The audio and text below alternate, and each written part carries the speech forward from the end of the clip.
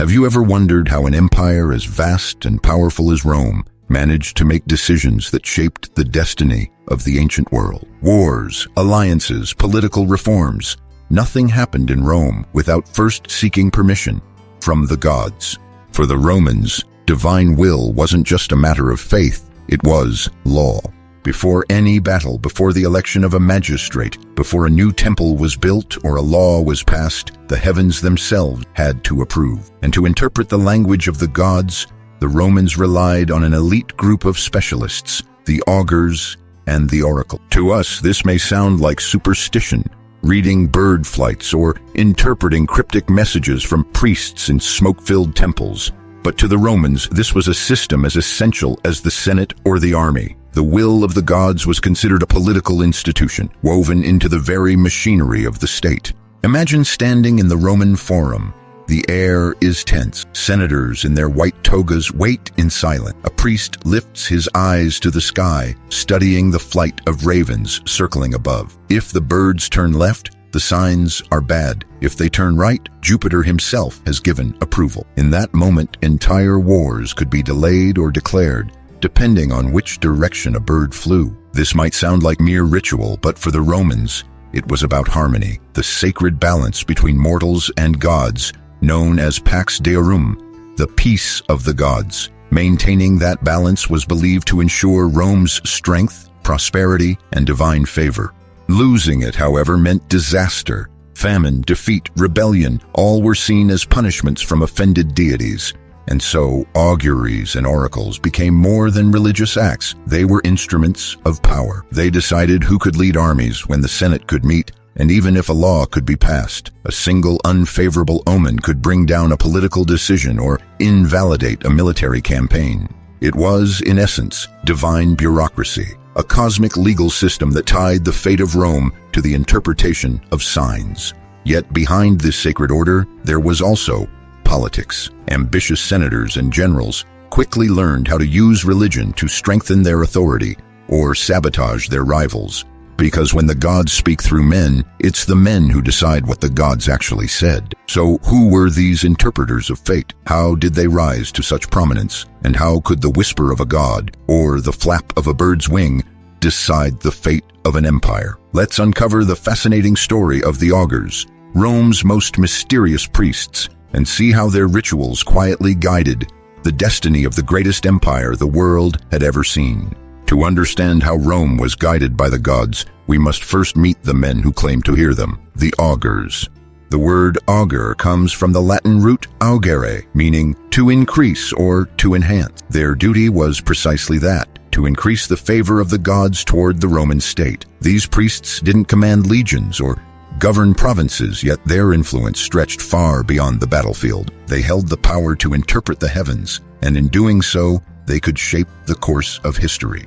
An augur's main task was to perform taking the auspices, or auspicia. This meant observing natural signs, the flight of birds, the behavior of sacred chickens, thunder, lightning, or even the way animals fed, to determine whether the gods approved of a proposed action. If the signs were favorable, the augur would proclaim auspicia bona, good omens. If not, auspicia mala, and the event had to be postponed or cancelled altogether. The process was deeply ritualistic. Before a reading, the augur would stand in a sacred space called the templum, not a building, but a symbolic area marked out with his staff, the lituus. Facing the east, he would divide the sky into sections, watching for movement. Each direction and species of bird carried its own meaning. Eagles and vultures, sacred to Jupiter, represented divine authority. Crows and ravens could foretell victory or doom depending on their flight pattern. Even the sound of a bird's cry could sway the decision. It might sound poetic, but in Rome, this wasn't mere mysticism. It was law. Every major political act, from elections to declarations of war, required a valid augury. Without it, the decision could be declared vitium, invalid, by the Senate or the pontifices, Rome's higher priests.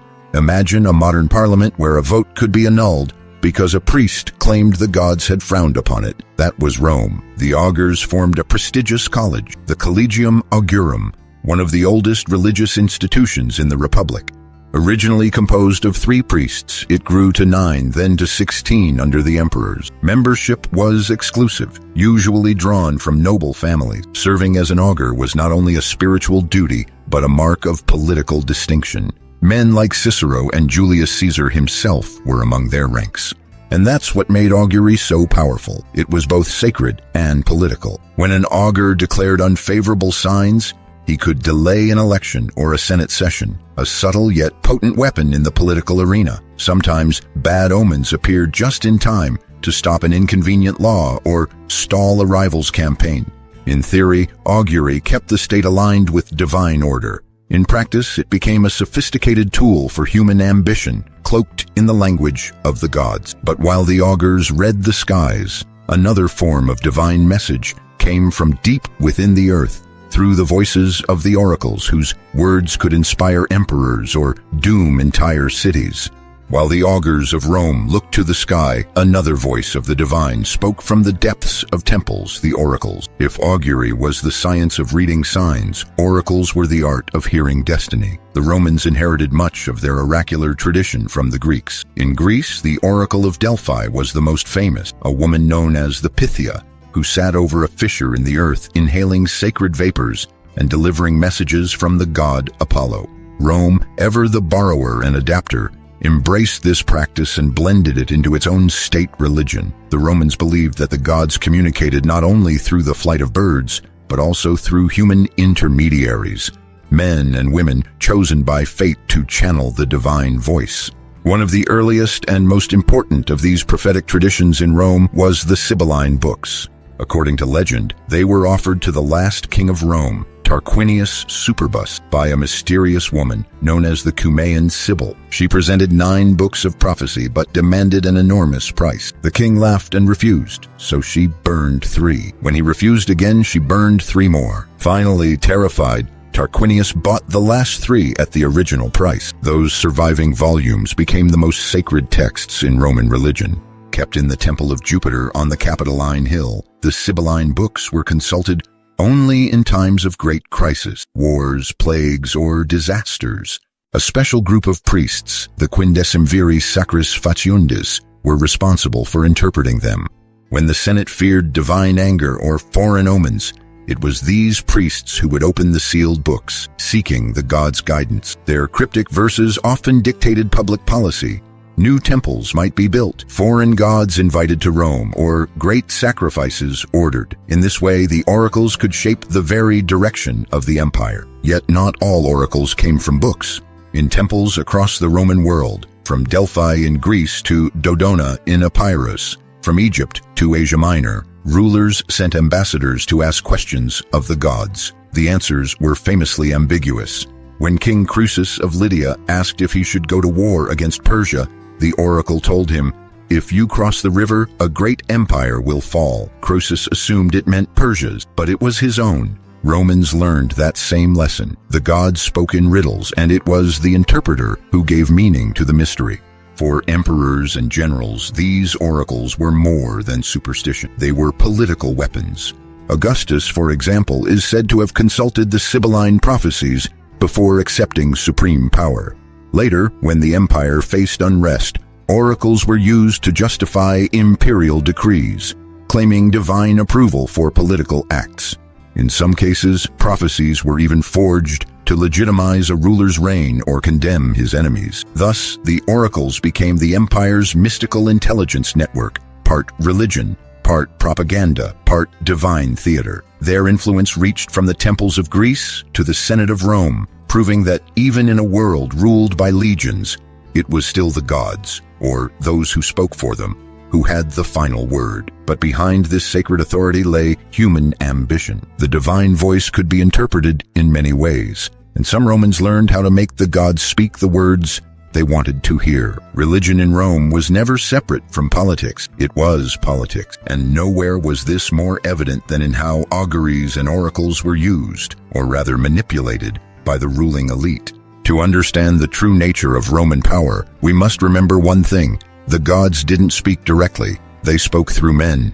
And men, as history has proven countless times, are rarely neutral. In the Roman Republic, augury was officially a sacred duty meant to protect the pax deorum, the peace between humans and gods. But in practice, it became a tool of political control. Senators, magistrates, and generals could delay or cancel public decisions simply by claiming to have seen an unfavorable omen. A dark cloud, a bird flying in the wrong direction, or a clap of thunder could suddenly prove that Jupiter disapproved of a law.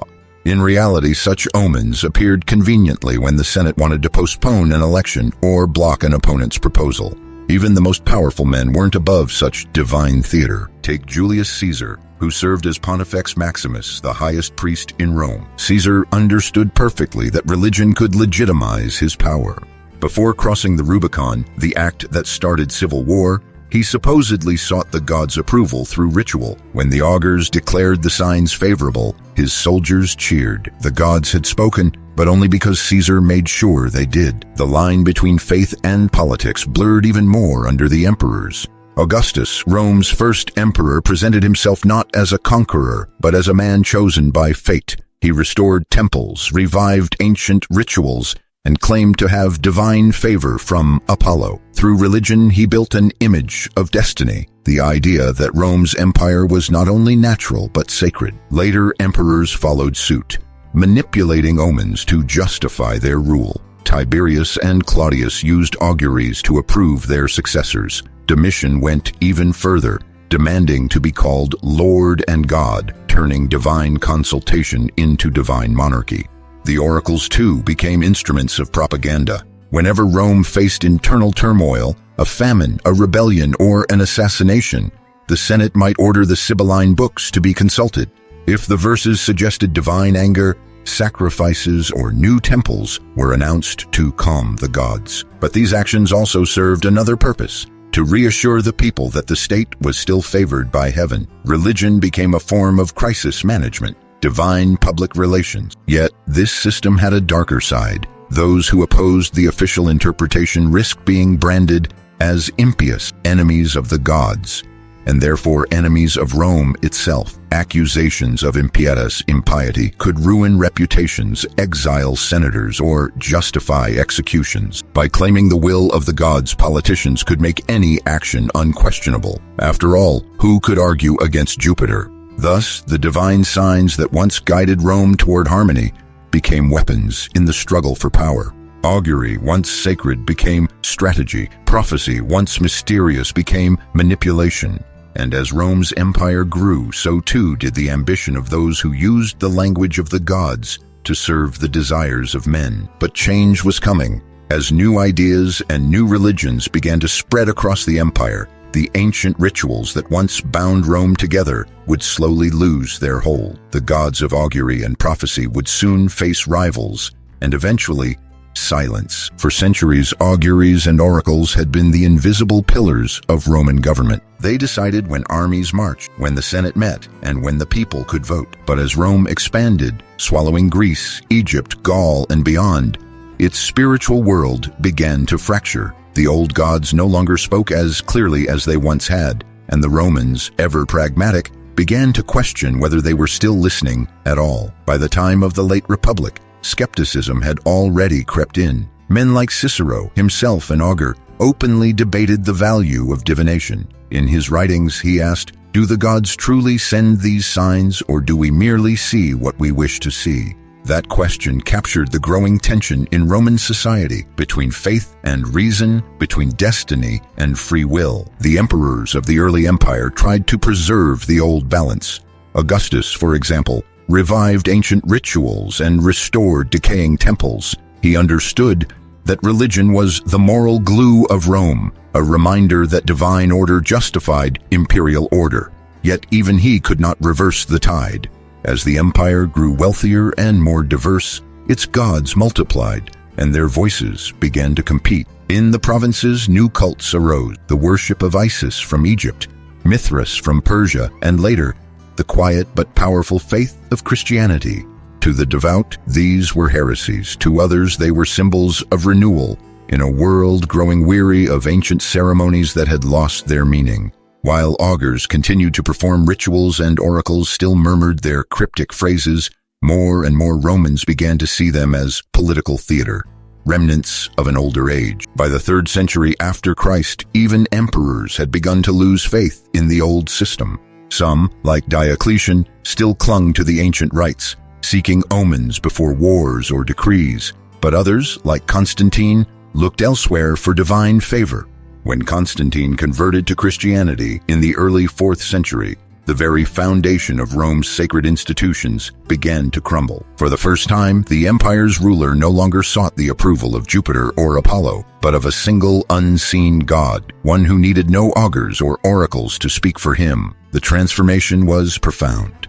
Temples were abandoned, augural colleges dissolved, and the Sibylline Books, those sacred texts that had once guided Rome through crisis, were burned by order of the Christian emperors. The rituals that had defined Roman identity for nearly 1,000 years vanished almost overnight. But the change was not purely religious, it was political. Christianity offered a new kind of legitimacy, one based on divine providence rather than divine signs. Instead of reading the will of the gods in the sky, emperors now claimed to rule by the will of a single creator.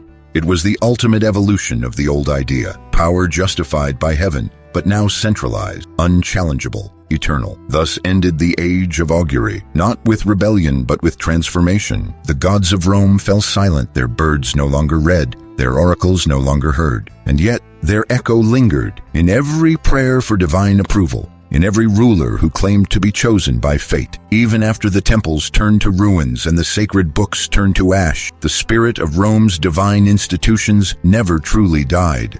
The augurs and oracles may have vanished, but their influence lingers, hidden in the way we still think about destiny, faith, and power. For the Romans, every act, every vote, every law, every step of a general's march was part of a greater story written by the gods. That belief created a civilization where the spiritual and the political were one. And even today, echoes of that world remain. When leaders claim to act with divine purpose, or when nations speak of destiny and manifest fate, they are unknowingly repeating the old Roman language, the idea that power must be blessed by something greater than man. In a way, the Romans taught us a paradox that still defines us, that faith can guide reason, but reason can also reshape faith. Their augurs looked to the heavens for signs, while their orators looked to the Senate for votes. Together they built an empire that ruled the known world, not only with legions and laws, but with belief itself. The oracles, too, left their mark on our imagination. Their cryptic prophecies, their riddles about fate and choice. They live on in every story that questions destiny. From ancient myths to modern films, we are still haunted by the same question that once troubled Rome. Are we the masters of our fate, or are we merely reading from a script written by the divine? Even in silence, the old gods whisper. Their temples may be gone, but their legacy endures in every prayer for guidance, every superstition before an important decision, every quiet hope that the universe, or something beyond it, is watching over us. The augurs once said that Rome's power came from its harmony with the gods. Perhaps that was their greatest prophecy, not about Rome's past, but about humanity's future. Because as long as we continue to seek meaning in the signs around us, the old art of augury will never truly fade. It has simply changed its form, from birds in the sky to stars in the night, from sacred omens to modern intuition. So the next time you look up and see a bird crossing the horizon, or you feel that strange pull of fate before a big decision, remember, you're not so different from those ancient Romans who once looked to the heavens and asked the same question. Do the gods approve? If you enjoyed this journey through ancient Rome, don't forget to leave a like, subscribe to the channel, and share your thoughts in the comments below. Tell us, do you believe destiny still plays a role in our lives? Or have we finally learned to rule without the gods? Thank you for watching. And as the Romans would say, remember, we are the ones who remember, the ones who question, the ones who refuse to bow to the silence of history.